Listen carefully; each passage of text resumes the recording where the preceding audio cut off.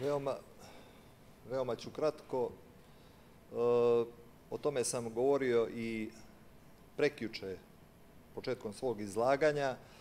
Nadovezujem se na ovo što je rekao gospodin poslanik Labudović i pozivam regulatorno tijelo, samoregulatorno novinarsko tijelo, mislim da ih ima čak i 2 u Crnoj Gori, državne organe.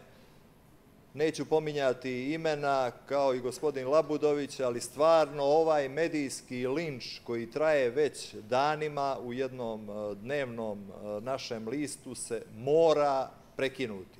Ovo stvarno više nema nikakvog smisla, prevršilo je svaku mjeru. Kažem da je ovo je rezultat rata između prve i druge familije u Crnoj Gori, a i jedna i druga familija su bile prije nekoliko godina zajedno. I to se stvarno mora prekinuti i pozivam sve državne organe da reaguju odmah danas da se taj medijski linč zaustavi. Zahvaljujem. Hvala.